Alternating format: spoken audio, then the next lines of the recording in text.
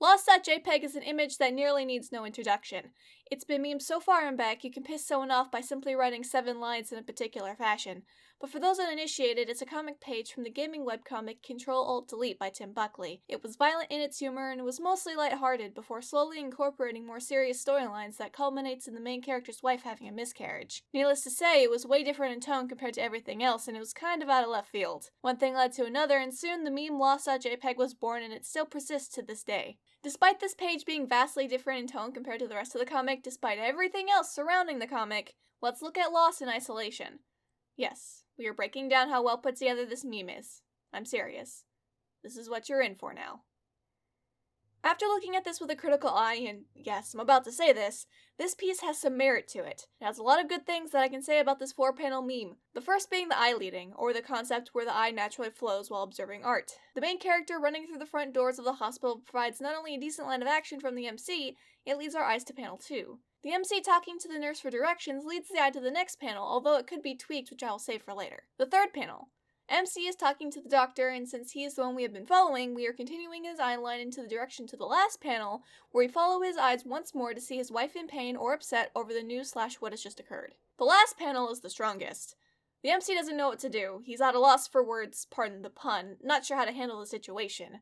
Does he comfort his wife? Does he step back and let her mourn for the moment?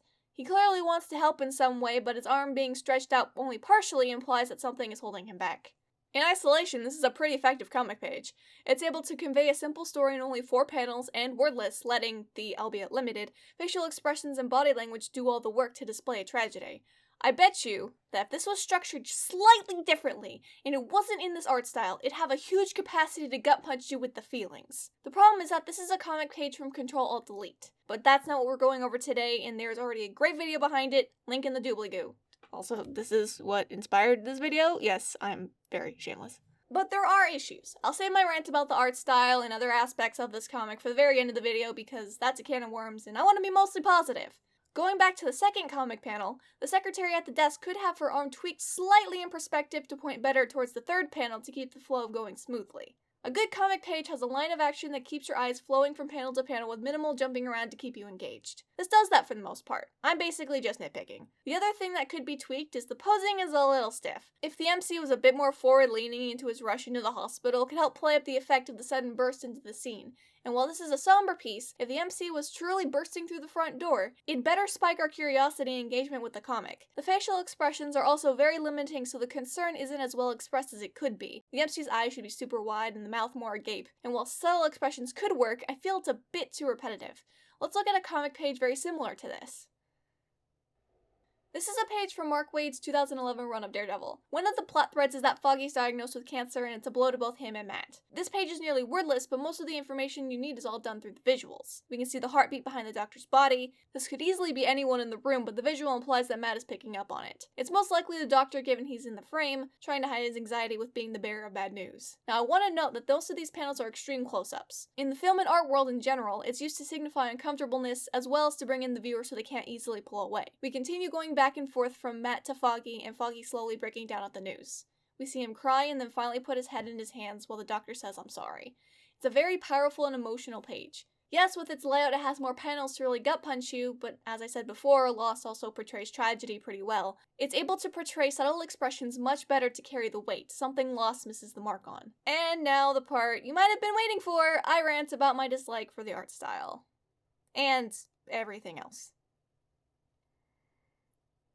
Hope y'all are happy because I went through the entire comic run. Did you know it's still going? Because I didn't. Now for the things that bother the crap out of me. Shot composition is nearly the same for every single comic with barely any variation. The character poses look copy-pasted and are incredibly stiff like action figures. No one knows how to open their eyes. This comic is a crime against Solid Snake. Someone needs to tell these guys how to stand up straight. I don't need to tell you how bad the writing is. He uses violence as one of the main punchlines, so the characters being assholes are both. The older, more well-known comics are cartoony but rarely take advantage of it. No one can open their mouths to convey any semblance of emotion either. Do you like 3/4 view? I hope you do, because that's all you're going to see over and over and over and over and over. This comic also has a vendetta against penguins, and I can't let that stand. Everyone looks insanely bored. Like, main character man could be stabbed in the chest and he'd barely have a reaction. This one comic is a disgrace to Leon Kennedy's beautiful face. The action leaves little to no impact on anyone involved. I want to feel that impact of an attack. The rush of needing to escape. We barely ever see panels mid-combat. It's usually after the fact or right before, implying action took place. I didn't want to get into the writing, but God, I have to for my own sake. No one is a person. The main character should have no friends or a wife. He is an immature douche canoe that should be left in a ditch.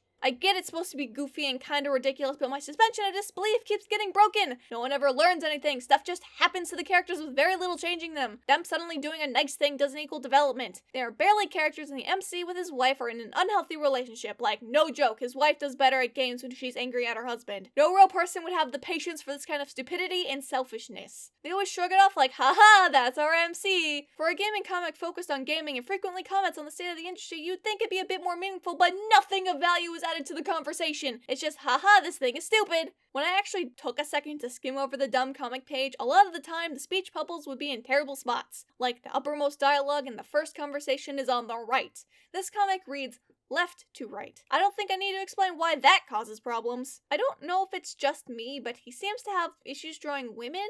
It doesn't seem like women fit his style very well, and the wife and other female characters look awkward, but the men look alright. Also, don't read 17 years worth of comics in the span of a couple of days. Don't do it. You'll go insane. Help me! I do want to end this off on a positive note. While I have no idea who Tim Buckley is as a person, I can say he's far from a terrible artist. Having gone through all 17 years of the comic up until time of writing, he's learned and improved a lot even if I don't like the art style. The way the comic looks now is better than before and more detailed. Ever since the main storyline ended, it's gotten better composition-wise as well, and that he's not locked into a format. He has varied designs and face shapes for his characters, which is important. I can tell them apart. He has a pretty good grasp of shading and details, and is good at drawing mechanical things like machines and armor as well. I appreciate the comics where he puts himself into it with his own exaggerated thoughts and opinions on things. While I'm still not a fan of the writing, it does make the comic more personal. He occasionally has a line that gives me an internal chuckle because it's okay. If he's still doing this 17 years later because he still has a passion for it, then good on him. Thank you guys for watching. I had fun with this video, and I hope you guys did too. I have a Twitch and a Twitter linked down below, and I try to stream at least once a week with games or art. I also have a Patreon with rewards such as videos and art pieces early, or even a commission of your choice at higher tiers. I'll see you guys next time. Peace!